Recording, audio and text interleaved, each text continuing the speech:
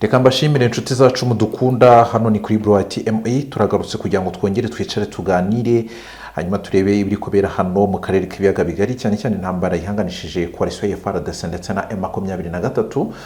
Nkibisanzwe rero mbere yuko tugerayo reka duhere hano mu Burundi biravugwa ko uyu mugabo ni ministri w'intebe w'u Burundi akaba yitwa Lieutenant General de Police Gervais Ndirakobuca akaba yaramenyekanye ku kazina kanda kugarika biturutse ku ntambara nyinshi cyane ngo yarwanye guhere mu mwaka w'1993 kugeza mu mwaka wa 2005 cyangwa se kugeza uyu munsi tuvugana akaba yari hariya ari umuyobozi hariya mu gihugu cy'u Burundi umugabo w'imyaka 55 bikaba bivugwa ko rero Evariste Ndayishimiye yagize gutya rwose hanyuma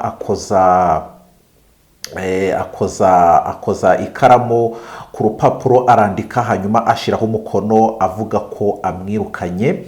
Ibyo ngibyo rero nkuko byagiye bikomeza kugenda bicaracara cyangwa se nkuko biri gukomeza kugenda bivugwa nibyo tugiye kuba tugarukaho muri aka kanya turebe ese uyu mugabo yaba yazize iki. Ese uyu mugabo yaragiye gukorera coup d'etat Evariste Ndayishimiye none yabivumbuye cyangwa se yabibonye dore ko dutegereje n'amatora hano mu Burundi cyangwa se hari kubaho gahunda yo kwiyamamaza mu bice bigiye bitandukanye kugira ngo azongere kuyobora iyi manda izakurikira nabo bahanganye barimo ishaka UPRONA nkuko twagiye dukomeza kugenda tubitangarizwa tunahise tunarisimbukiraho ni ishaka ritavuga rumwe n'ubutegetsi bw'u Burundi nkuko bikomeza kugera bivugwa rikaba riyobowe n'uyu mugabo witwa Nkurunziza Olivier. Hanyuma rero hari ibyo baje kuba batangaza bavuga ko iri shaka ngo ryagiye riha bamwe akazi abandi rikabaheza harimo nk'abarimu abashakashatsi ndetse n'abadiplomate abo barimo nabo muri kaminuza nabo bashakashatsi nabo muri kaminuza ariko wagiye kure bugasanga buriya iyo abarimo muri kaminuza batahawe uburenganzira cyangwa se batahawe inshingano mu gutanga ibindi bitekerezo byubaka igihugu ugasanga mu ishaka rimwe abahawe ako kazi nk'iri shaka CNDD-FDD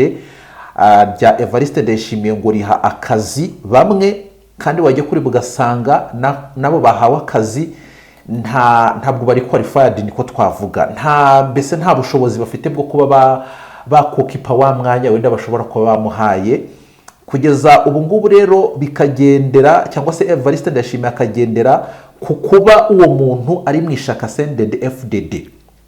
Hanyuma rero iri shaka UPRONA rikaba ryarakoze ibishoboka byose ngo ryamamaza iri shaka CNDD-FDD hanyuma riza gutsinda amatora Evariste Ndayishimiye ajya ku butegetsi. Hari ibyo bari basezeranye ngo ko yagombaga gusaranganya imyanya muri leta n'abangaba muri UPRONA nabo bakabona imyanya ariko byaje kurangira uyu nguyu Evariste Ndayishimiye abigaritse cyangwa se abatera utwatsi cyangwa se abashira inyuma y'ikibuno niko navuga kugeza ubu ngubu rero bikaba byatumye hano mu Burundi umwuka mubi ukomeza gututumba.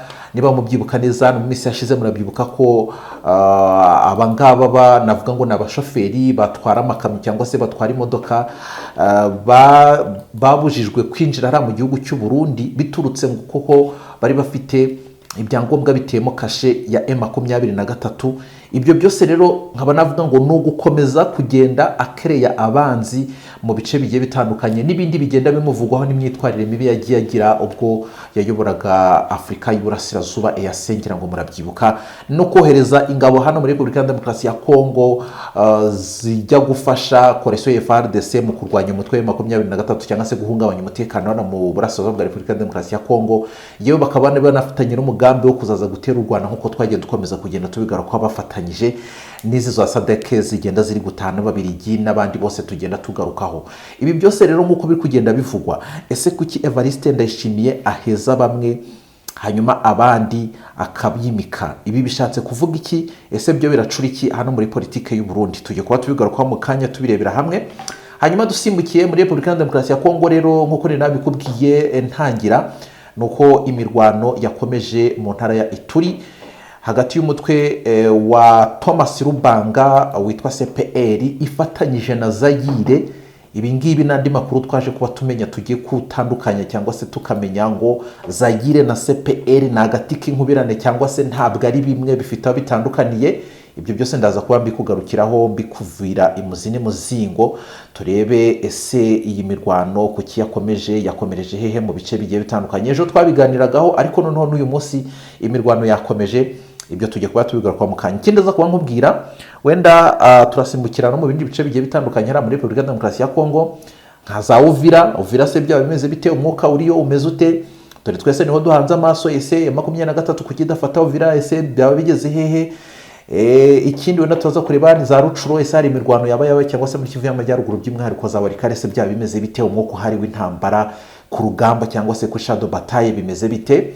Ibyo turaza kuba tubigaruka mu kanya turebe icyaba kiri kuvugwayo. Hanyuma ikindi ndakubwira nuko uwahoze ari perezida wa Repubulika Demokarasi ya Kongo guhera mu mwaka wa 2001 kugeza mu mwaka wa 2010 niyo ntavuga izina rye, ariko uko byagenda kose uba wamaze kumenya uwo ari we. N'uyu nguyu ni Joseph Kabila, yaje kuba ahamagarwa na Sena. Sena rero ikabiyobowe cyangwa se uyu mugabo wamuhamagaje yitwa Michel Samarukonde, nk'uko byagiye bikomeza kugenda bigarukwa mu minsi yashize. Uyu mugabo imitungo yarafatiriwe, ishaka rye PPRD ryamburwa uburenganzira, hanyuma nawe Constantin Mutamba ni minisitiri w'ubutabera hari muri Repubulika Demokarasi ya Kongo akaba yaravuze ko Sena igomba gukora ibishoboka byose uyu mugabo akamburwa ubudahangarwa akabona gukurikirwa n'inkiko. Akaba ashinjwa kuba yaragambariye igihugu no gushinga imitwe yitwaje intwaro n'ibindi byinshi cyane bigiye bitandukanye twagiye tugarukaho. Kugeza ubu ngubu rero yahamagajwe. Ese kuki yahamagajwe? Yitabye cyangwa se ntiyitabye? Ese niba yitabye bamubajije ibiki? Cyangwa se kugeza ubu ngubu icyaba cyavuye muri iryo hamagarwa byaba bigeze he cyangwa se bimeze gute? Tugiye kubigaruka mu kanya. Hanyuma reka dusimbukire no hanze gatoya, turaba tunasoza iyi ngingo. Ni Perezida Cyril Ramaphosa, ni perezida wa South Africa, akaba yafashe rutemikirere hanyuma yerekeza hariya muri USA nk'uko byagiye bikomeza kugenda bigarukwaho. Uyu mugabo rero akaba ngo yagiye gusura Perezida Donald Trump, ariko ntabwo ari ukumusura, ahubwo buriya hari ikindi cyamujyanye nk'uko byagiye bikomeza kugenda bigarukwaho. Ibyo nabyo turaza kuba tubireba. Ngira ngo murabizi ko hariya muri South Africa hari amakimbirane igihugu cyabo gifitanye n'iki gihugu cy'Amerika. Ibyo rero nk'uko maze kubikunyuriramo mu mpfunyapfunyi tugiye kubigarukaho tubirambura, ariko ntabwo ndi njyenyine, ndi kumwe na Bwana Mupenda Joel, ni mugenzi wanjye. Tugiye kubana muri iki kiganiro cyangwa se muri ubusesenguzi bwimbitse bwiba bivugwa muri politike. Reka muhe ikaze kuri Bright ME. Hanyuma ngiye turi kumwe na Emmanuel nk'uko nirabibabwiye, muhaye ikaze. Reka kaze ndayakiriye cyane. Tuhuze n'abantu bose badukurikira. Yego. Bright ME. Yego. Aho bari kabisa. Bakomeze babaye natwe umunsi ku munsi kabisa, kuko amakuru n'ibiganiro turabifite ku bwinshi. Nicyo twiyemeje. Nta mpamvu yo guhagarara n'imwe ihari. Yego. Ibiba bigenda biri gucaracara ku mbuga nkoranyambaga bari byinshi cyane. Hanyuma rero ngushimire kandi ngushimire ko wakomeje no kuba umufatanyabikorwa mwiza muri ibi biganiro by'ubusesenguzi bw'ibivugwa muri politike. Warakoze cyane kandi na n'ubu ngubu tugikomeje urugendo, ndabizi ko tukiri kumwe. Turacyari kumwe kabisa, nta guhagarara na kumwe. Yego. Reka dusimbukire kuri iyi nkuru iri kuvugwa ko hano muri Repubulika Demokarasi ya Kongo. Uyu nguyu ni wahoze ari perezida wa RDC, ni Joseph Kabila, yahamagajwe na Sena. Yitabye. Ese kuki yahamagajwe? Aragiye kumara y'iki? Bimeze bite? Uti yitabye, ese ko yahamagajwe na n'ubu ngubu baracyamutegereje. Izi saha tuvugana nta nubwo nzi niba byenda no guhagarara. Nyagasani we. Ahubwo nibakomeza kumutegereza n'ukwezi gushobora gushira bagitegereje, cyangwa se n'umwaka. Uzi ko bameze nk'ababarokore, cyangwa se n'imyaka 5. Uzi ko bameze nk'ababarokore batubwira ngo nidusenge ngo dutegereje Yesu ari hano hafi, ngo araje. Yesu araje, ari hano hafi. Ariko na n'ubu ngubu imyaka irahindurije, ibaye ingahe? Turajya baravuga ngo nyuma y'ivuka rya Yesu imyaka 2000 irashize, na n'iyi saha turacyavuga ngo Yesu araje. Yesu araje. Yesu ubwo nabo suko nguko bameze. Nabo wenda ntabwo nzi niba nahita mbigereranyisha na kwijana. Oya nibyo. None si Yesu gusa, wenda turamutse twinjiye mu bijyanye n'imyemerere, hari n'ukuntu umuntu ashobora kukubwira ngo ese aho wabereye aho ntabwo urabona Yesu, cyangwa se waramuhamagaye ntiyaza. Hari umuntu ushobora kukubwira deba nini cyane, bikaba indi deba dushobora kuba twaganira. Ariko ubwo urumva hari abantu bafite iyo myumvire yo kuvuga ngo wenda bameze nkanjye nkuko nafite iyo myumvire. Mu buryo bw'umubiri, mu buryo bw'umubiri tutagiye mu by'umwuka. ubwo mwuka byo ni ibindi byo utabijyanamo. Ubwo baracyategereje nyine, baracyategereje nk'uko abakristo bategereje Yesu. Tubategereje Yesu kuzamubonesha amaso yacu. Gusa ntabwo ntekereza yuko bari buze kubigeraho, kubera ko Joseph Kabila nawe arabizi neza yuko ntabwo ari mu mwanya mwiza mu by'ukuri wo kuza i Kinshasa. Kuko ashobora kuhaza akabonera akahurira n'urw'imbwa yaboneye ku mugezi. None se ubwe Joseph Kabila ati ntabwo ikibazo ni Tshisekedi ubwe, n'igisubizo niwe. Yanenze byeruye Tshisekedi, ndetse haranamuhunga. Icyamutumye ahunga se cyavuyeho ku buryo yagaruka Kinshasa? Ndabizi, ahubwo gikomeje kwiyongera. Urumva kwagombye ubudahangarwa, kuko Kabila nawe ubwe nako Tshisekedi nawe ati uriya niwe chef wa AFC. Yego. Ati biki ni biki? Ashyiraho ibirego byo gushaka kugira gute kumwambura ubudahangarwa afite. Nka senateri w'ubuzima mu Cyongereza, ko ni Cyongereza naba mbishyize mu Kinyarwanda. Ishirire mu Kinyarwanda nta kibazo.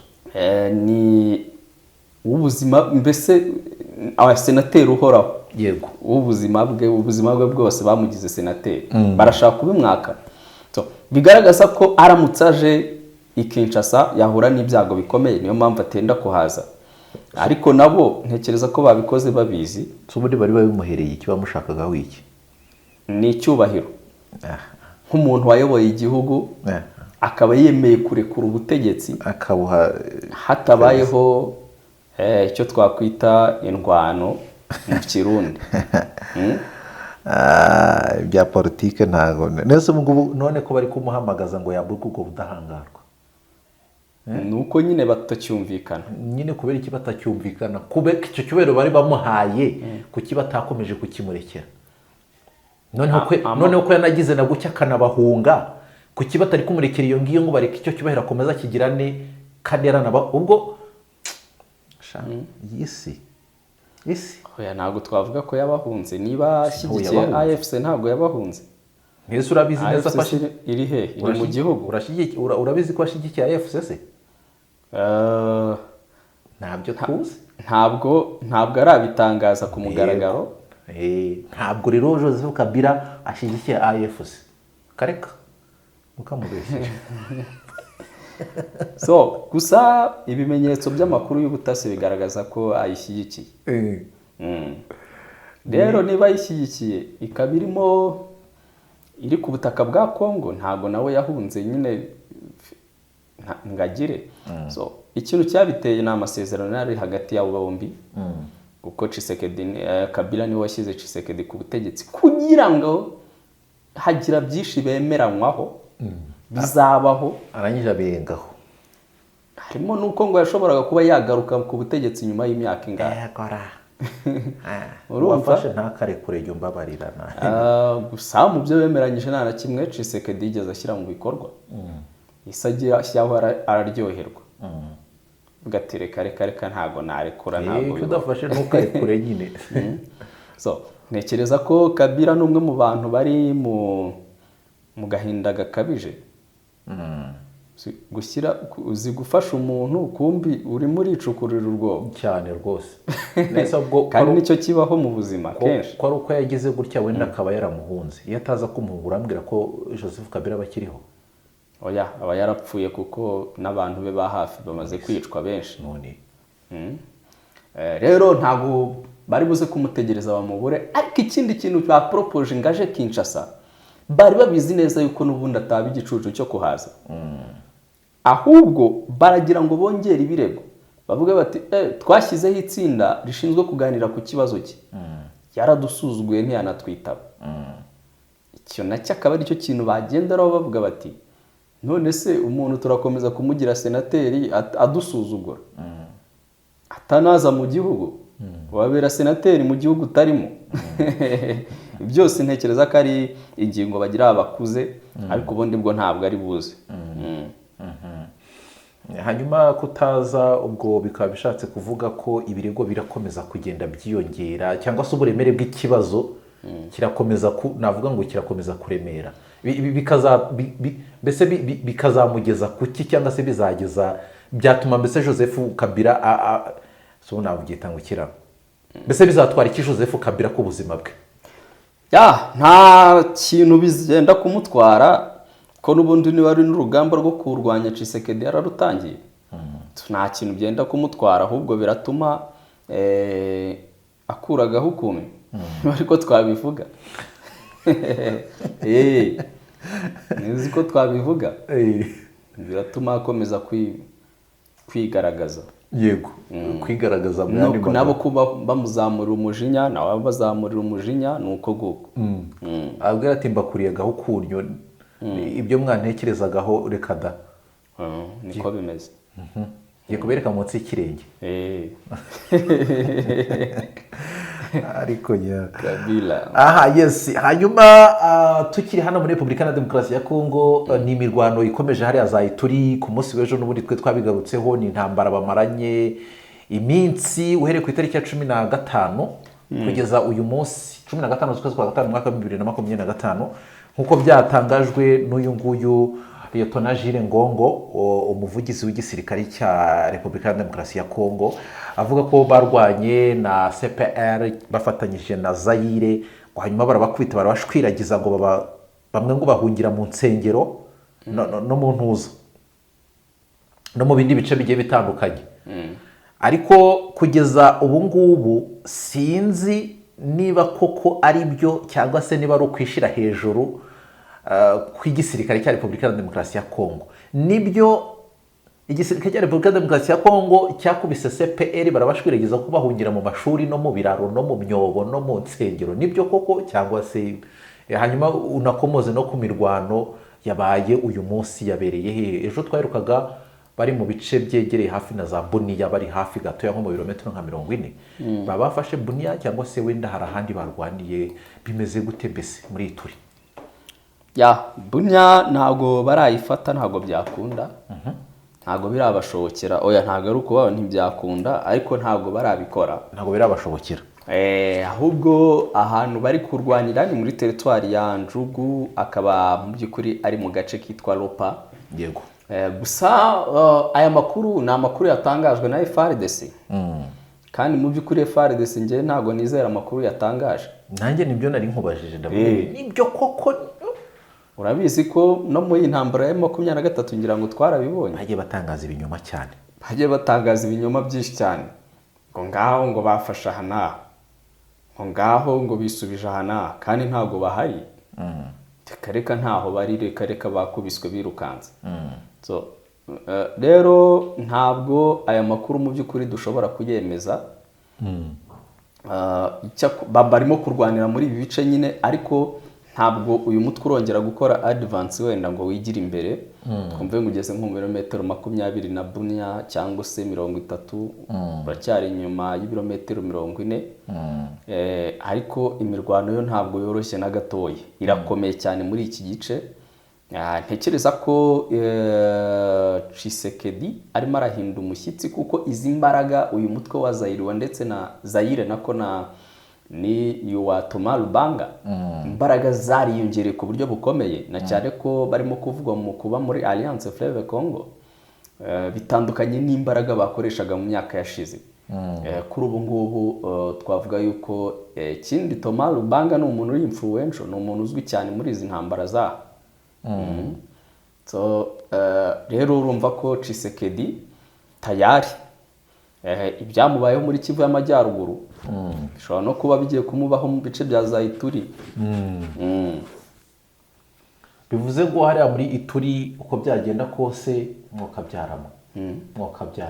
Umugabo amaze iminsi ari guhangana n'ihuriro AFC M23, aho bamugejeje nubwo bwose abakomeza kugenda azamura gatwe, ariko aho bamugejeje turahabona, kandi bikanaturuka kuri we, kuko niwe ugaragaza ko agishaka imirwano, agikomeje gutoza bari abasirikari, agikomeje kuzana abo bacancuro baba Black Water, abo bagiye kuzaza baba Colombia, agikomeje kuzana ababirigi, agikomeje kuzana abarundi, gutyo ibintu nk'ibyo ngibyo. Kugeza amagingo aya ngaya noneho havutse n'iyo CPR cyangwa se yo Zaire, nayo igiye kurwana. Aba yatarakira M23 none abangaba nabo baraje. Hanyuma ikintu kiriho nk'uko wari ubivuze, ngewe ndashaka kumenya CPR na Zaire bitandukaniye hehe, cyangwa se ni bimwe cyangwa se biratandukanye? Twavuga ko bitandukanye ariko biri mu ihuriro rimwe. Ni nk'uko bavuga twirwaneho na M23. Yego, twirwaneho ntabwo na M23 bifite ubuyobozi butandukanye, ariko birafatanyije, biranafatanya no mu rugamba. So bano rero ba Zaire ndetse n'abandi bo muri uyu mutwe wa Thomas Lubanga, bose akenshi higanjemo abahema, abo mu bwoko bw'abahema, aho bakomeje guhangana mu buryo bukomeye cyane na Codeco no mu bwoko bw'abalendu. Ariko aho bitandukaniye bose ni abenegihugu, ariko Tshisekedi n'abantu be bafashije umwe muri abo benegihugu, bahisemo uruhande rwo gushyigikira Codeco. Abo muri babahema baravuga batoya, so bafite imyumvire yuko nabo ngatari abanyekongo nk'abandi. Urumva ko rero niho bitandukaniye, ariko ubundi bose twavuga ko ni bamwe barimo gukorera hamwe muri rusange. Hanyuma ko hari ukuntu uyu nguyu Lieutenant Jules Ngongo, uyu muvugizi w'igisirikare cya Repubulika ya Demokarasi ya Kongo, yigeze kuba asaba Thomas Lubanga ngo kureka iyi mirwano arimo, kuko ngo ntacyo ngizamugezaho, ngo kuko iyo ugiye kureba usanga ahazaza ha Ituri ntaho biturutse wenda ku rubyiruko ngo rumaze iminsi ruri kwicwa. Repubulika ya Demokarasi ya Kongo ngo yarabishe n'urubyiruko, yavugaga urubyiruko, avuga ati aba basore bazize iki cyangwa se bari kuzira iki Thomas Lubanga akomeza kugenda ashora mu mirwano. Ese ko bagiye kuzashira mu minsi iri imbere dushobora kuzagira ikibazo cyo kubura urubyiruko cyangwa se abantu hari muri Ituri. Ati nave muri iyi mirwano kuko nta kizamugezaho. Arongera avuga ko ikijyanye wenda n'ubukungu by'umwihariko hari muri Ituri, naho ubukungu buragenda bujya mu kaga biturutse kuri iyo mirwano. Iyo ugiye kureba n'ibindi yagiye avuga, iyo ugiye kureba usanga uyu Thomas Lubanga kuba yahagurutse akarwana, ashobora kuva muri iyi mirwano cyangwa se araza kumvira uyu mugabo Lieutenant Jules Ngongo kuba yareka imirwano cyangwa se arakomeza. Uko ubibona cyangwa uko ubyumva? Iyo mvugo uwo muvugizi ni imvugo isanzwe tumenyereye. Niko buri gihe avuga. Oya, n'abandi bahanganye mu makimbirane niko bahamagarana. M23 niyo ntanzeho urugero, ishobora kuvuga uti abo bantu bawe barimo gupfa cyane, barazira iki? Leta ya Kongo nayo ikavuga iti aba bantu ba M23 ko bari gupfa cyane bari kuzira iki? Buri wese azamura narasiyo ye cyangwa se propaganda icyo ashaka kugaragaza. Kandi nibyo koko buri ruhande rwose ruri mu makimbirane ruratakaza, ariko bigatandukana none ninde uri gutakaza cyane. Ikindi kintu kibaho aho bitandukanira, maze kusobanura ko bitandukanira ku kuba ese ninde uri gutakaza cyane kurenza undi. Icyo nicyo kinyuranyo cya mbere. Icya kabiri, ese urwanira ukuri ninde? Ninde? Ntekereza ko wakagombye kuvuga iyo mvugo uti tumenya gake gake nk'uko bivuze uti iminsi duhishe byinshi tuzagenda tumenya. Ibi byose ni ugukereya abanzi. Ni ugukereya abanzi kandi atanashoboye no kubarwanya. None si ubundi wakereya abanzi ariko ushoboye nibura no kubarwanya. Ushoboye no kurwanya. Ukavuga uti wenda mfite igisirikare kizandwanirira, cyangwa se wenda mfite uwo mutwe wa politike uzandwanirira. Ntiweho. So ngayo nguko nuko biteye. Yego. Aha, hanyuma dusimbukiye hanze tunasoza kuko turahita dusoza, kandi ngushimira muri ubu busesenguzi bwibitse bw'abivugwa muri politika no mu karere. biravugwa ko perezida wa South Africa Cyril Ramaphosa ubu ngubu yafashe rutemikirere yerekeza USA kwa perezida Donald Trump. Maze iminsi biri kuvuga ko abangaba n'ubundi bari kurebana ibinyori. Uyu mugabo yagiye kumara iki hariya muri Leta Zunze Ubumwe za Amerika? Uyu mugabo ngo yatembereye muri Leta Zunze Ubumwe za Amerika. Ni ugutembera gusa ngo agiye kubonana na mugenzi we gusa. Ngo hari umunyafurika we yepfo useserereza, nabonye komanteri ye batangaza bati perezida arahagurutse agiye muri Amerika.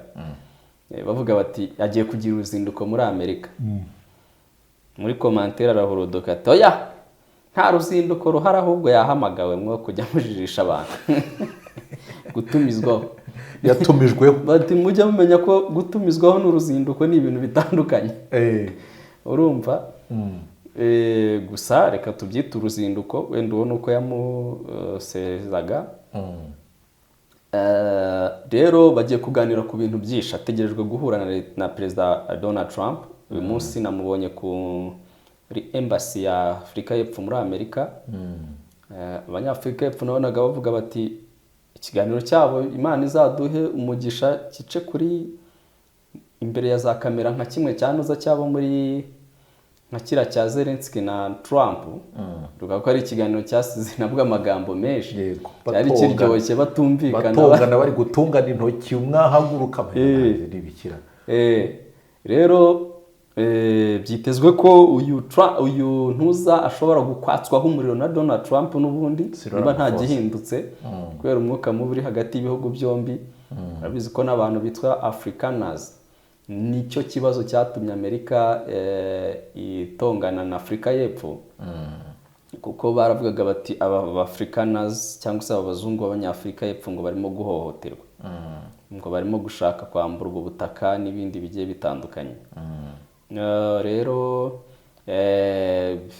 n'abambere yewe bahungiye muri Amerika, aba bazungu Amerika ngo yabahaye ubuhungiro. Urabizi ko muri Afurika y'Epfo hari ikibazo gihari cy'ubutaka, aho mu bihe bya apartheid abazungu bafashe ku ngufu ubutaka bw'abirabura. Na n'uyu munsi ibice byinshi cyane byafashwe n'aba bazungu ku mbaraga. Ndetse aba bazungu bafite ubutaka bunini, bafite imitungo myinshi, ni abantu bigwijeho pe. Rero apartheid irangiye, witwa Nelson Mandela ntabwo icyo kibazo cy'ubutaka bigeze bongera bagisubiza ngo basisubiremo. Ubwo wari ufite ubutaka bwe arabufite, utabufite ntabwo afite. Byakomerejeho batakigiyemo. Hari n'abanyapolitiki bo muri Afurika y'Epfo bavuga yuko barimo bita Julius Malema, bavuga ko Nelson Mandela yabatengushye kuba ataragize icyo akora kuri icyo kibazo. Urumva? Ariko ndetse na n'ubu bakaba bavuga bati byanze bikunze ubutaka bwacu tugomba kuzabwisubiza. Ngayo nguko icyo kibazo gihari kugeza kuri ubu ngubu, ariko cyarananiranye. Gusa arava agikemuye. Arava agikemuye. Ntekereza ko ubatse ubwo butaka nabwo bishobora byateza ikindi kibazo gikomeye. Ikindi kibazo, imvururu zikomeye ahubwo. Kuko urumva ubwo biragoye. Ntabwo wamenya ngo ahantu ngo hari ahabande, ngo hari impapuro ntabwo wazibona. Icyo gihe ubwo nta n'impapuro zari ziriho ngo umuntu ngo ubutaka n'ubwe. Ibintu bimaze imyaka myinshi. Kese nk'ibingibi byo muri Kongo usanga imipaka y'u Rwanda barayijyanye muri Kongo, bikaba byarateje amakimbirane saa izi ngizi. Bituma ibihugu biri kurebana ibinyori kandi bitari ngombwa. Kugira ngo si ibyo byose buri ugiye kureba abazungu si ngaho nguko nuko bimeze. Dusoze rero reka dushimire abari badukurikiye muri aka kanya, ariko manzu bahiya nimero yo kuri WhatsApp. Nimero yo kuri WhatsApp cyangwa abashaka gushyigikira ibikorwa byacu ni ikimenyetso cyo guteranya 250 7 8 900 hanyuma utwanditse tugushyire muri group, ndetse dukomeze kuko group habamo updates naho zigiye zitandukanye. murakoze cyane. reka nanjye mbashimire bwana Emmanuel. Hanyuma n'abadukurikira mukomeze mubane natwe rwose, ibiganiro na update birakomeje. Yego yego. Ese ngubu none ko bari kumuhamagaza ngo yaburwe ubwo budahangarwa, nuko nyine batacyumvikana, nyine kubera iki batacyumvikana, kubera icyo cyubero bari bamuhaye kuki batakomeje kukimurekera, noneho ko yanagize na gucya akanabahunga, kuki batari kumurekera iyo ngiyo ngo bareke icyo cyubahiro akomeza kigirane kandi yaranaba ubwo isi oya ntabwo twavuga ko yabahunze, niba ashyigikiye AFC ntabwo yabahunze. Mbese urabizi neza ko iri he, iri mu gihugu, urabizi ko ashyigikiye AFC se? Ntabyo tuzi, ntabwo arabitangaza ku mugaragaro. Ntabwo rero Joseph Kabila ashyigikiye AFC, kareka mukamubeshyira. So gusa ibimenyetso by'amakuru y'ubutasi bigaragaza ko ayishyigikiye. Rero niba ayishyigikiye ikaba iri ku butaka bwa Kongo, ntabwo nawe yahunze nyine ngagire. So ikintu cyabiteye ni amasezerano yari hagati yabo bombi, kuko Kabila niwe washyize Tshisekedi ku butegetsi kugira ngo hagira byinshi bemeranywaho bizabaho, arangije abirengaho. Harimo nuko ngo yashoboraga kuba yagaruka ku butegetsi nyuma y'imyaka ingahe. Urumva ntakare kure jya umbabarira. Gusa mu byo bemeranyije nta na kimwe Tshisekedi yigeze ashyira mu bikorwa. Isajya ashyiraho araryoherwa. Ugatereka reka ntago narekura, ntago udafashe ntukare kure nyine. So ntekereza ko Kabila n'umwe mu bantu bari mu gahinda gakabije.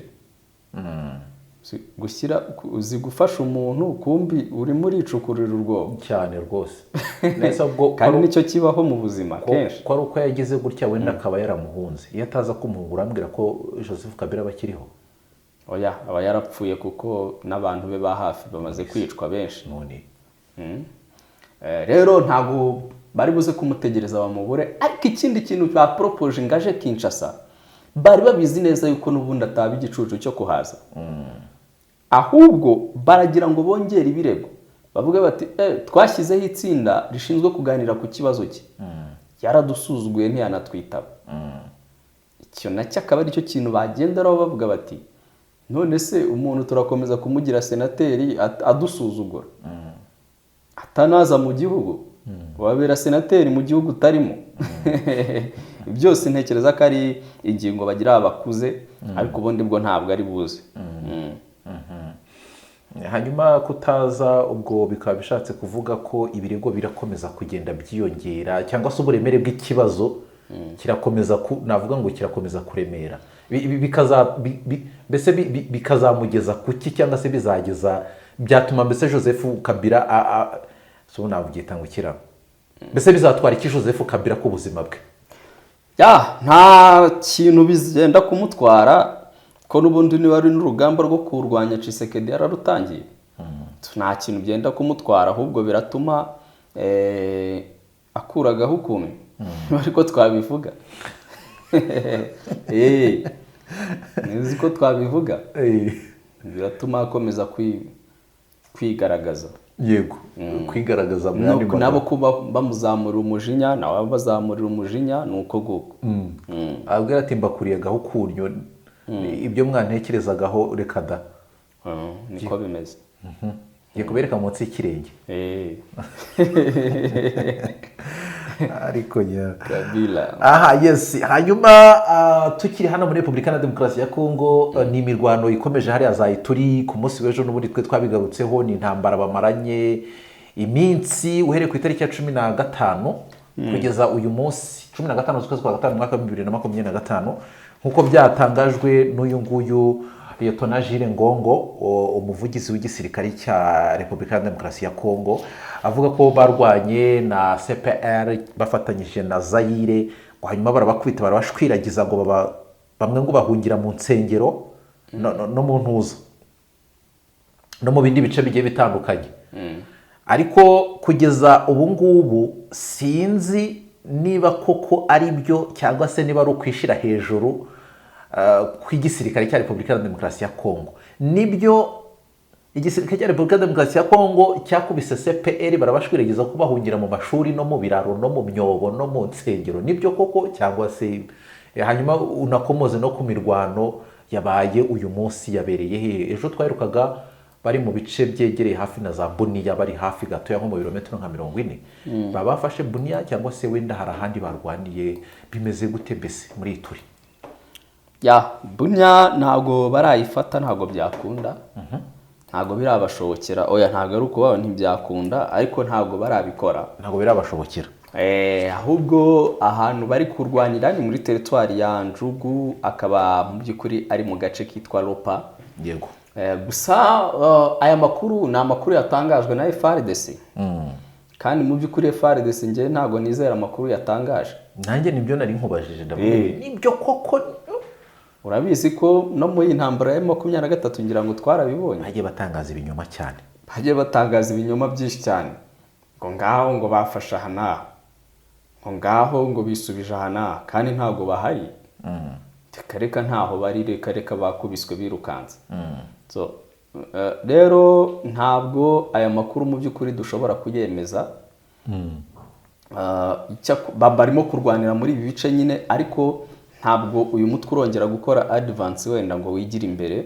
Twumve ngo ugeze nko mu birometero 20 na Bunia cyangwa se 30, uracyari inyuma y'ibirometero 40. Ariko imirwano yo ntabwo yoroshye na gatoya, irakomeye cyane muri iki gice.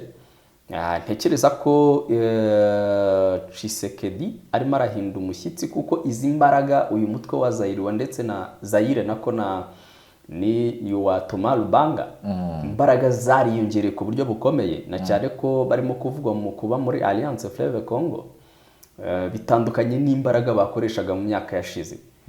Kuri ubu ngubu twavuga yuko ikindi Thomas Lubanga ni umuntu uri influential, ni umuntu uzwi cyane muri izi ntambara za.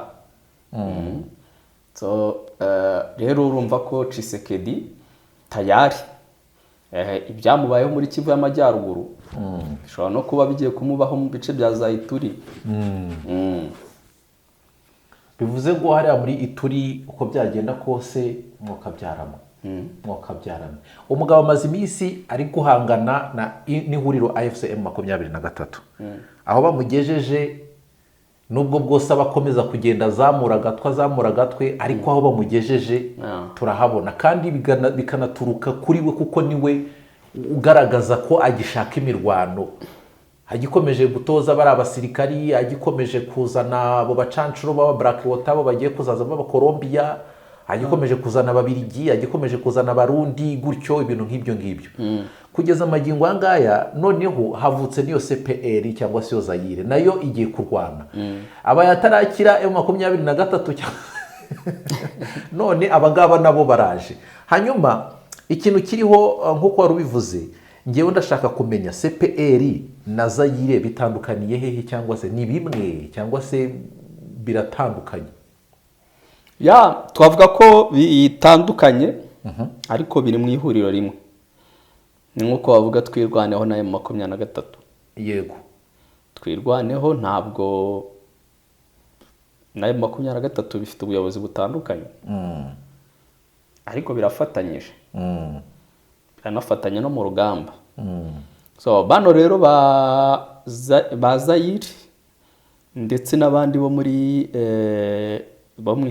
uyu mutwe wa Thomas Lubanga, bose akenshi higanjemo Abahema.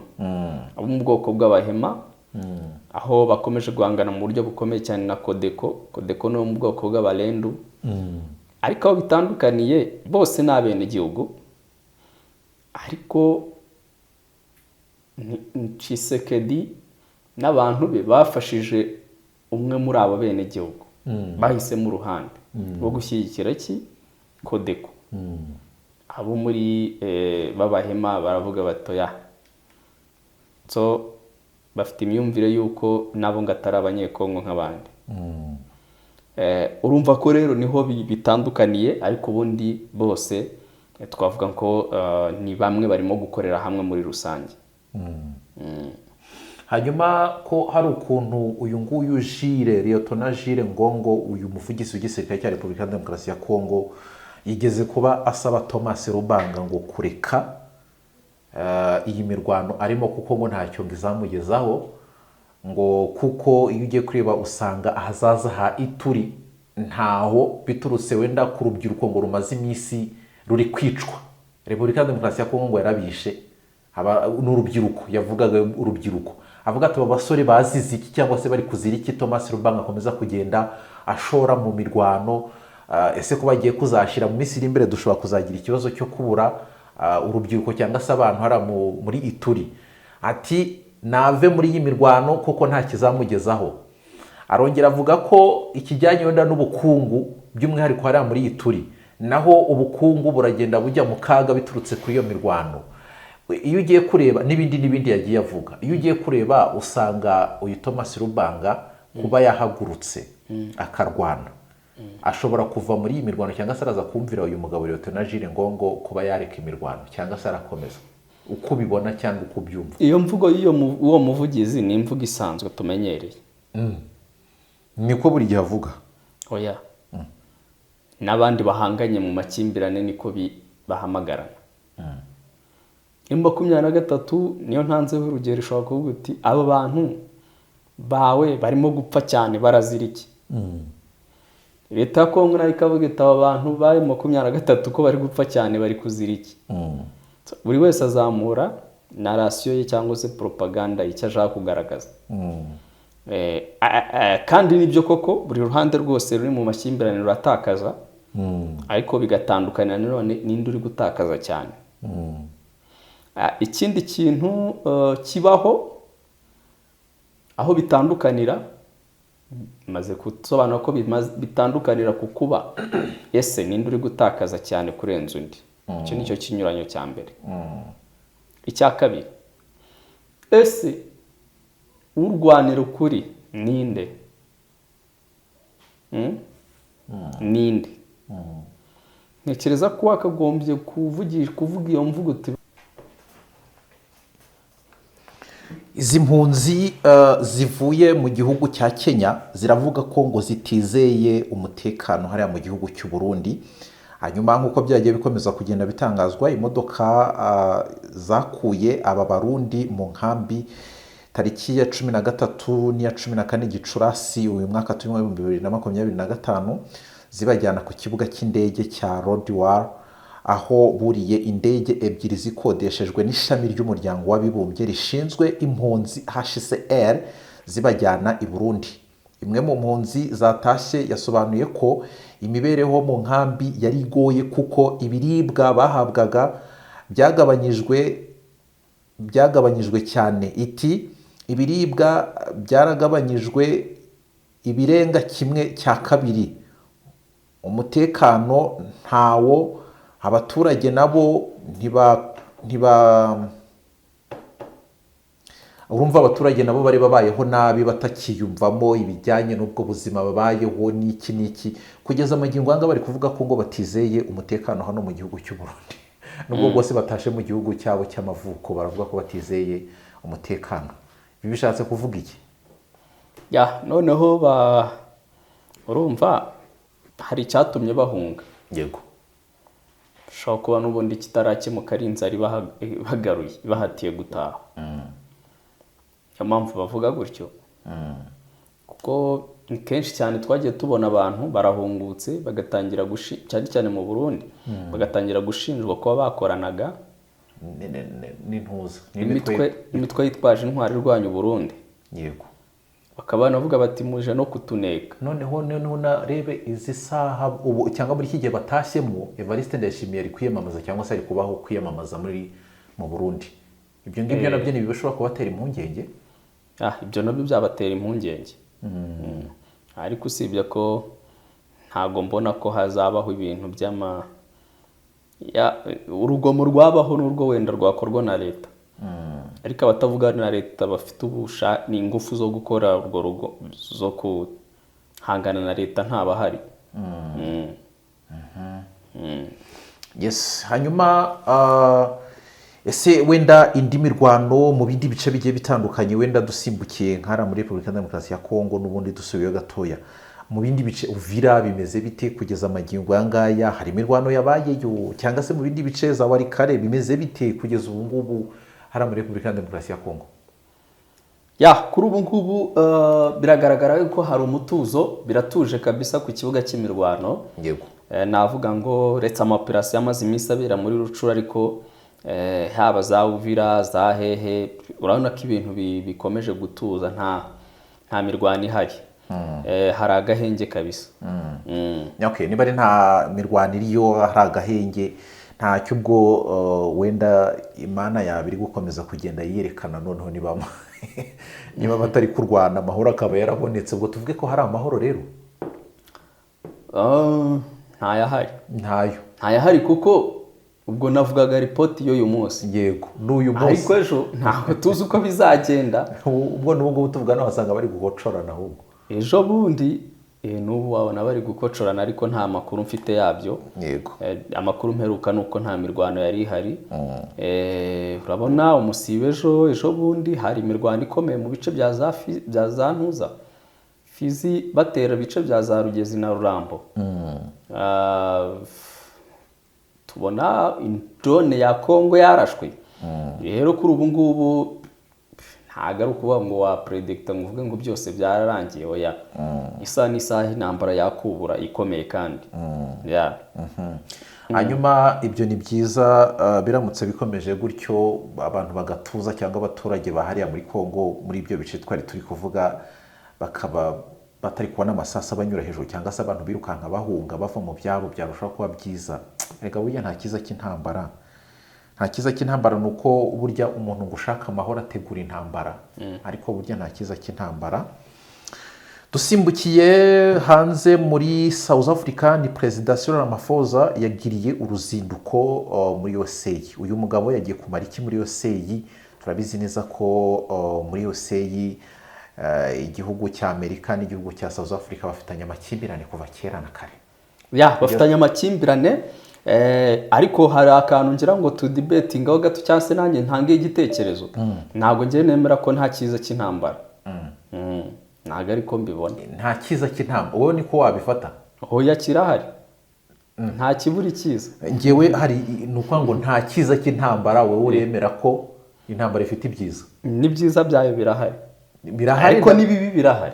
Ndabyumva birahari, ariko rero buriya wenda dusize ariko gukora conclusion ngo nta kiza cy'intambara ntabwo ariko ngiye mbibona. Intambara nayo itanga ibisubizo buri. Itanga ibisubizo cyane kandi. Itanga ibisubizo nyine nkuko wenda n'ubundi wari ubivuze ukavuga uti hariho ibibi byabyo. Yego nibyo. Hari abantu benshi bagwa muri iyo ntambara. Hari ibikorwa remezo byinshi byangirika. Ahubwo ndeka njye mubwira ukuntu nyifata. Intambara ni nziza. Gute? Ariko kutabaho kw'intambara ni byiza cyane. Ako kantu urakumva? Kubera ko wongeyeho cyane umuntu we yahita byumva. Ni byiza ariko byiza cyane. Ni ukuvuga ngo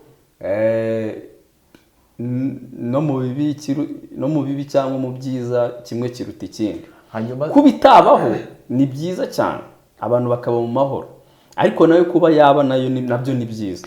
Hanyuma abantu rero bajye bategura intambara buri gihe kugira ngo babone amahoro. Intambara sizashira. Reka abantu nuguhora iyi ntambara izarwanwa paka isi irangiye niba izanarangira. Nta gihe hatazabaho intambara. Ntabwo byakunda, ntabwo byashoboka. Kandi intambara zirwanwa zikaza kurangira. Intambara iragwanwa ikaza kurangira. Irarangira se buriya ra? Okay, bishobora kurangira hamwe ahandi gatangira. Icyo nshatse kuvuga, ushobora kugira intambara y'amasasu ikarangira, tugasigarana none intambara yo kubaka bya bindi intambara yatugejejeho cyangwa ibi intambara yadushizemo. Icyo nari mvuze ni ku isi muri rusange. Uravuga ku isi muri rusange? Si nini. Okay. Hashobora kurangira intambara hano igatangira. Ku isi muri rusange intambara ntaho zizarangira. Hano ikagira. Yes, okay. Ariko buriya intambara nta kiza cyayo. Ntacyo mbona kuri njyewe. Kirahari cyane aho ntacyo batazagukubita. None se nkuhe nk'urugero. urugero revolisiyo nyinshi zabayeho ku isi zagiye zirangwa n'iki? intambara. Ndabyemera. none se revolisiyo izi ikintu itanga nyuma yayo? Revolisiyo Française itanga iki? itanga iki revolisiyo? Revolisiyo ikintu itanga ni iki se? cyangwa kukibaho ni iki se ko ari ibibazo? revolisiyo itanga ibibazo? Ni ibibazo, nisiga ibibazo nyine. Abantu barapfa bagahunga bakava mu byabo bakagira bati, abandi bakagwa mu mahanga bakagira bati, wambwira se ngo bitanga iki? nta gihe abantu batapfuye. Ndabyumva, nta gihe abantu batapfuye, kandi nuko n'umuntu ashobora no kubaho nta ntambara arimo agapfa. Ariko noneho buriya iyo ugize amahirwe ukagwa mu byawe, tuvuge nk'ibyo waruhiye uri gushaka ubuzima bwawe bwose, ukabigwamo bakanabigushyinguramo, burya uba ugiye neza kurusha uko wajya kugwa hehe imahanga warahunze, uhunze intambara. none se reka nkubwire, u Rwanda rujya kubohorwa, reka tubishyire mu Rwanda urahita tubyumva, nawe uri umunyarwanda. u Rwanda rujya kubohorwa, njye ntabwo ndi umunyarwanda. wowe ntabwo uri umunyarwanda? okay, reka abanyarwanda ubwo baraza kutubwira. u Rwanda rujya kubohorwa, ikintu cyabikoze ni iki? ni intambara. kandi hari impamvu babyita ko rwabohowe. hari ibyari bitameze neza, bidatunganye. uyu munsi wa none iyi ntambara yarabaye, ndetse inkotanyi nizo zayikoze, yego, zihagarika jenoside, yewe zinabohora igihugu. yego. ni ukuvuga ngo intambara icyo yatanze hari icyo yakemuye. okay, abantu barapfuye, yewe n'abarwanyi b'inkotanyi, uri kumva, hari abaguye ku rugamba ba leta y'icyo gihe, yego, bagwa ku rugamba. ujya unababona n'abantu bakunze kugaragara nko ku mafoto bafite nk'inkovu cyangwa se nk'igice kimwe cy'umubiri atagifite, akavuga ati, ntimukirate aya mahoro mufite, ni ibitambo by'inkotanyi. ujya ubyumva? bajya babivuga. ibyo ndabyumva. ibyo urabyumva? yego. ni ukuvuga ngo iyo hatabaho iyo ntambara, urumva, ubu ntabwo tuba tubona abarokotse jenoside yakorewe abatutsi, bose baba barashizeho. iyo intambara itabaho, ntabwo izo impunzi zari hirya no hino ku isi ku mubare wo hejuru, kandi ziba zaragize amahirwe yo kongera kugira gute kuba mu gihugu cyazo. hari abapfuye, ariko nyine ni igitambo nk'uko wari ubivuze. bivuze ngo intambara hari icyo yakemuye mu gihe ibiganiro hari icyo byari byananiwe, cyangwa se hari uruhande rwari rwanze kumva imishyikirano. wowe turi inyuma ya kamera twavuga. twavuga ibiki? ushaka inyuma ya kamera naho ibingibi uri kumbwira ntabwo nabyemera. oya, reka hari ababiguyemo babigitamba, ariko kuhaza kuri for the sake, icyo bita mu cyongereza for the sake, kubw'inyungu z'igihugu. ndi kubyumva ibyo uri kumbwira. buri munyarwanda wese afite uburenganzira bwo kuba mu gihugu cye. Juste wewe uri kudefanda ibyiza by'intambara, niko ibyo ibi nabyo nabikubwiye ko hari abapfuye, yego, hari abayitayemo ubuzima. nibyo nyine ndabyemera, nanjye ndi kubyumva. ariko wenda tubishire en general, ikiza cy'intambara ni igiki? kandi ndi kubikubwira. reka ibyo ngibyo ntawe nabyemera. ushaka ikindi wambwira gifatika, nayo ibyo ngibyo uri kugendera hejuru, mu gihe tuntu turi hejuru, aho ubwumvikane bwabuze, bwananiranye. ibi gisubizo byanze bikunze hari igisubizo igitanga igisubizo nayo. hanyuma se bibaye ngo itanga igisubizo, ntago abantu bajya barwana.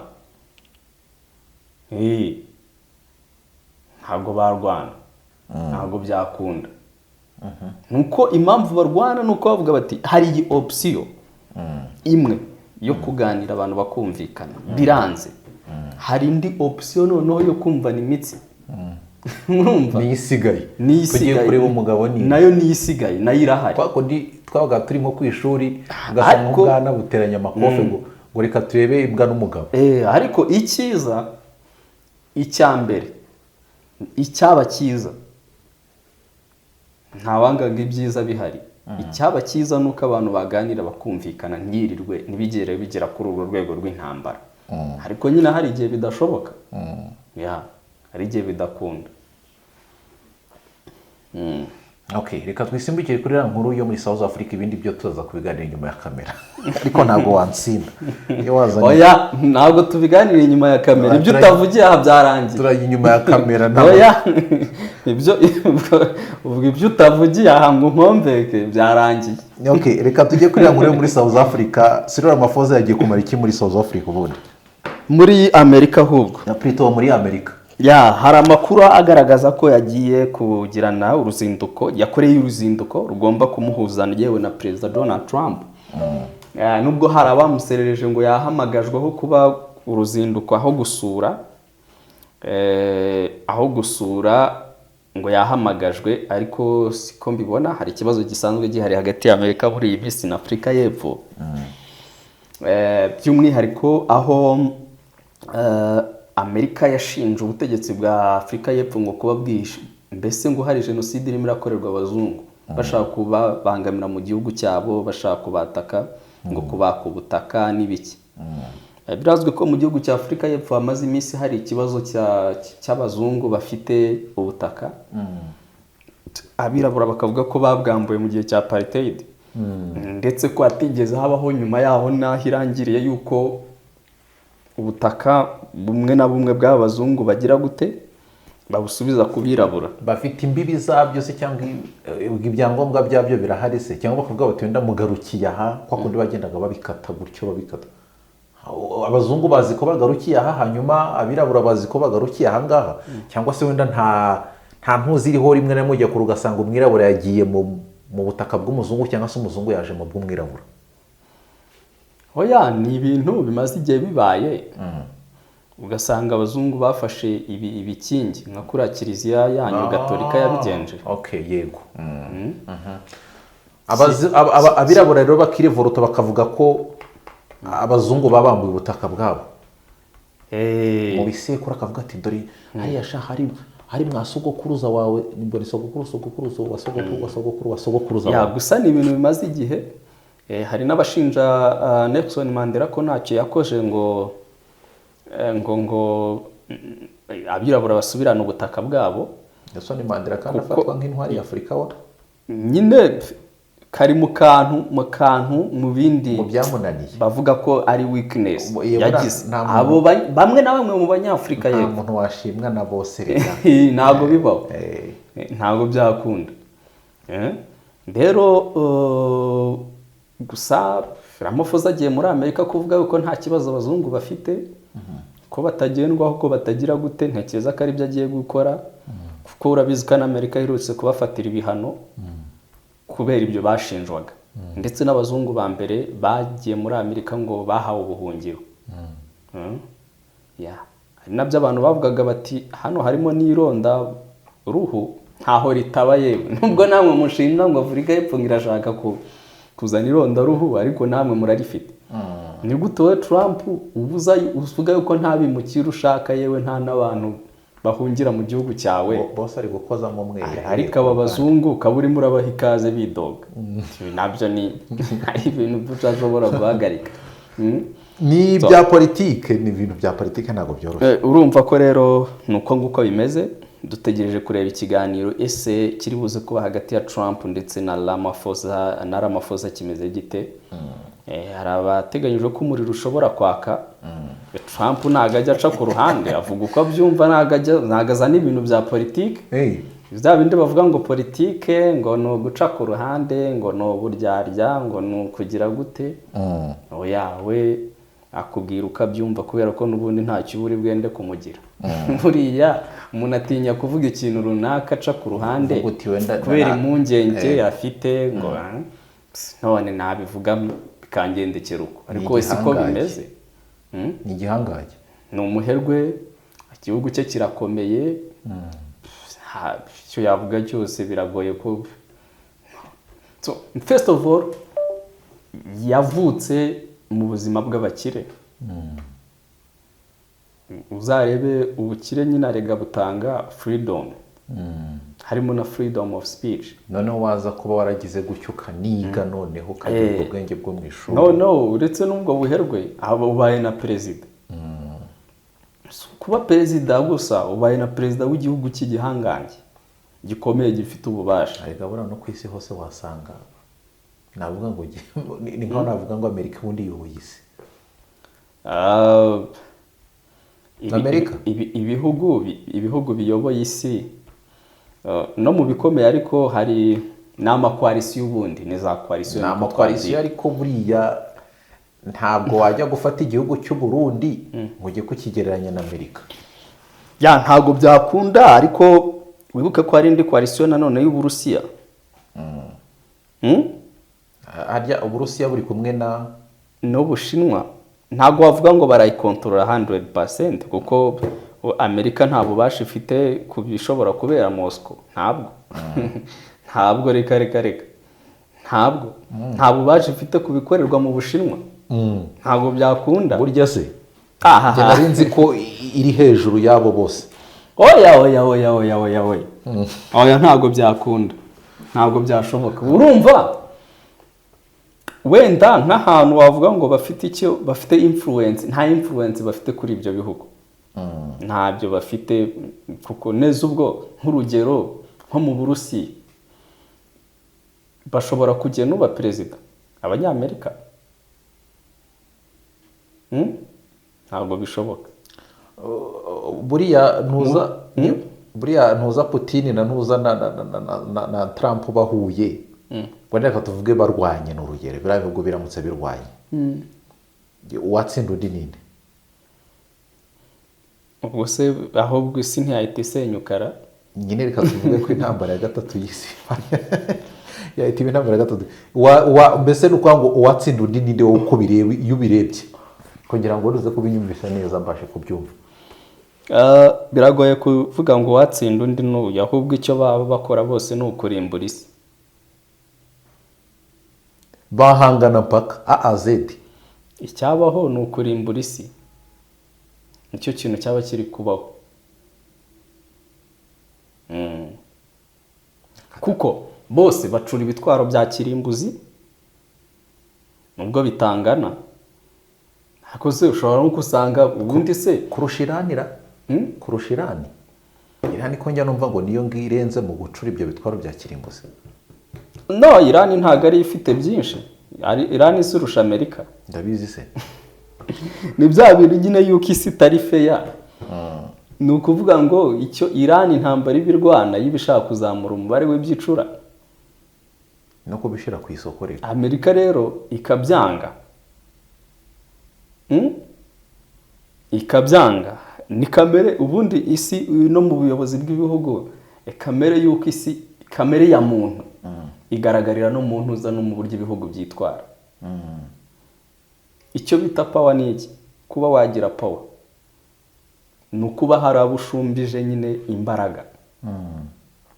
Kugira ngo uyobore umuntu ni ukuba bimeze bite? Ni ukuba umurusha power, ni ukuba hari ibyo ufite we adafite.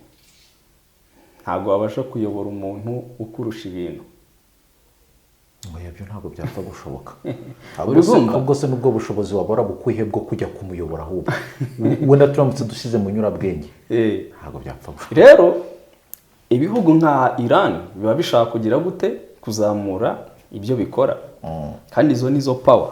So Amerika igafuha. Yego. Igafuha iti oya ntago mugomba kubizamura, mwebwe mubifite, mwabyabangamira isi, mwabikoresha nabi. Ariko bo bakanga kwishinja. Kandi bo nabo barabikora byinshi. Bumva icyo kintu ni power nyine kugira ngo ukontorore, ugira gukontorora nuko ukomeza kugenda baba munsi yawe nyine muri secteurs zitandukanye. Merutse kubisoma mu minsi yashize, uretse ko ntabyinjiyemo neza, ariko nabonaga ibintu bijyanye n'amakibirane y'ibitwaro bya kirimbuzi igihugu kimwe gishinze iki gutya na gutya ikindi kikabihakana iki gutya, ariko ibyo ngibyo ni ibyabo, natwe tuzajya tumenya ibyacu ntacyo, ariko tuzajya tubikurikiranira hirya iyo ngiyo, bigende bibere hirya iyo ngiyo. Ariko oya, nawe ugomba kubimenya uri ku isi, nyine ngomba kubimenya, ariko bazambabare cyane ntibakanzane hayo ugiye kuvuga se ngo ntabwo wivanga muri politike wamugana niyo mvugo. Ngiye ntabwo kuvuga ngo ntabwo nta hantu wayicikira politike, kuko ni ukuvuga ngo nibwo buzima bwacu. niyo ugiye kugura ikibiriti, si ikibiriti burya ni politike. None se ntabwo wapfa kubyumva, ariko bura ni politike iri hose, nta hantu. Politike ni ubuzima.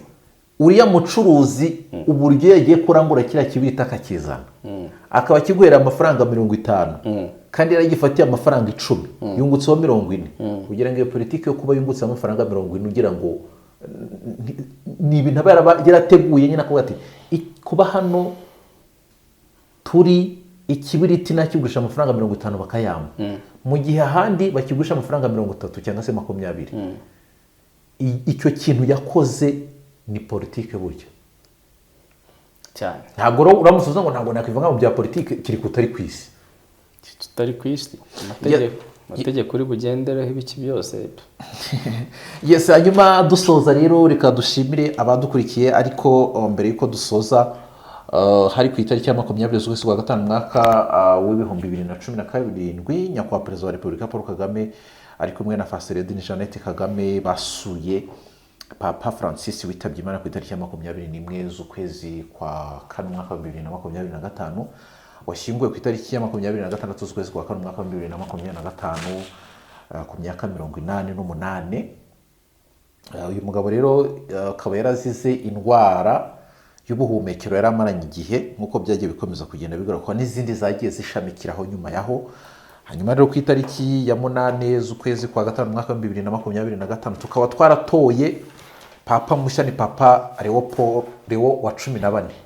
Mwebwe abakatolike, yego, nigeze kugaruka ku kantu nta komantere watanze buryo kiliziya mwadutwariye ubutaka. Ariko ntabwo Abanyafurika cyangwa se by'umwihariko Abanyarwanda, Kiliziya Gatolika ntabwo yigeze itwara ubutaka, kandi niba yaranabutwaye Imana y'isi n'ijuru, ngewe umwana wanjye nabyaye ntabwo azajya kuvuga ngo mbese ngo ngajye kwirevoluta avuga ati ariko buriya butaka buri hariya buriya Kiliziya yafashe wagenda nkakebaho wenda aka kantu kakaba ibyo ngibyo, nta nubwo byapfa no gushoboka, nta nubwo bizanashoboka. Rero nibyo wenda urugero ndaza kugwa kandi bwihuse niwo ukunda kubibamo. Abacancu b'Abaromaniya baraje hano muri Repubulika Iharanira Demokarasi ya Kongo, barashimashima kuri M23 ngo reko bayigizayo, birabananira. Sadek iraza irashimashima, byarayinaniye. Ababirigi, Abarundi, Mayimayi, Wazarendo n'abandi abo bose barananiwe sayizigize. M23 iraganje cyangwa se iri kugenzura ibice bigiye bitandukanye hariya mu burasirazuba bwa Repubulika ya Demokarasi ya Kongo. None nabo ba Thomas Rubanga nabo bari kuvuka, nabo ubwabo ngewe ku bwanjye twahoze tubiganiraho, ntabwo Repubulika ya Demokarasi ya Kongo izashobora ba Thomas Rubanga. Ntabwo bishoboka. Na faiblesse y'igisirikare cya Kongo. Ubwo rero ngewe kuba nkubwiye gutya ni ikintu cyo kukumvisha ngo kuba navuga ngo ngiye kuvuga cyangwa se ngiye kwirevoluta ngo Kiliziya Gatolika ngo yatwaye ubutaka ngo iki niki cyangwa se ngo hari imitungo, ntabwo sinabangiye mu biki. Ariko ntabwo n'ubundi wayirenganya cyane, kuko kiriya gihe ntabwo abantu bari bakamenya akamaro k'ubutaka. Nibyo nagiye kukubwira. Ikindi wenda reka manzi mvuga aka kantu. Uribuka ko igihe bazaga umwami cyangwa se n'ahandi muri Afurika batware babaga bahari, burya ahantu baboherezaga ni ahantu bari bazi ko nta n'agaciro hafite. Yego, ahantu mu bishyamba haba inyamaswa, ati mugende mubirye muzapfireyo. Banizeraga ko bashobora no gupfirayo kuko bavuga ngo nta buzima buhari. Yego, nicyo navugaga. Ariko n'ubu banza umbwira ko kandi ahita nkujyane pfiriya. Nanjye ikintu ngiye kugarukaho amateka y'abami cyangwa se abera bakigera hano mu Rwanda, abazungu babera cyangwa se rebra bakigera hano mu Rwanda, iby'amateka atubwira ko hari abayobozi, abami bamwe na bamwe bagiye banga kugirana imikoranire n'abo bazungu, bavuga bati bavuna amaheto ibintu batuzaniye cyangwa se ibiki bagiye kutujyanamo ni ibiki. Kubera iki? Kubera ko batari babizi, batari bazi ibyo ari byo. Abo ngabo rero bagize gutya bakemera, ni ikintu kigaragaza ko ibyo bari bemeye nyine bari babyemeye, ubwo bukoroni bari babwemeye. Kugeza amagingo anga uretse wenda abantu bamwe na bamwe basigaye bavuga bati ibi bintu biri kuba hano ku isi cyangwa se wenda nibiri kubera hano mu Rwanda, byose ntibyatewe n'abakoroni. Tugomba kwirevoluta ibi bintu bigahinduka, ntabwo abazungu bakomeza kudukoroniza. Ngewe rero kujya kuvuga ngo rero ndajya niba navuga ngo nyiri gatwe gatoya ndajya kuvuga ngo ngiye kwirevoluta ngo mvuge oya ni ukubirebesha amaso gutyo gusa, hanyuma nkazarinda kwitahira. Uri kuranyibukije wa mugani nari mvuze ngo ntitwabarenganya cyane, ariko twanabarenganya kuko bari banabifite hari byinshi bibi bakoze, hari n'ibyiza bakoze, ariko ibyinshi ni ibibi. Uribuka ko banabwirizaga bambaye intwaro, uri kumva ibyo bintu nabyo byakomeje kugenda biba imbogamizi mu by'ukuri muri rusange, kuko uburyo babwirizaga bagira gute bambaye intwaro bafite imbunda, nabyo uhita ubona ko hari undi mugambi bari bafite. Ahantu ngira ngo dusoreze ni hano i Kibeho, hari sitori y'umuntu ufite ubutaka hari hafi, yanze kubutanga ngo bubake mu kiliziya. Kuki batamuha amafaranga ashaka kandi kiliziya igira amafaranga? Nyine ni ikibazo gikomeye cyane, ntabwo kugeza amagingo aya ngaya ndasobanukirwa, nshaka kuzamenya ibyo ari byo, wenda nkumva niba hari ibindi wenda ni ukutumvikana mu biciro. Niba ari ibiciro gusa kuki batayamuha, kuki zaga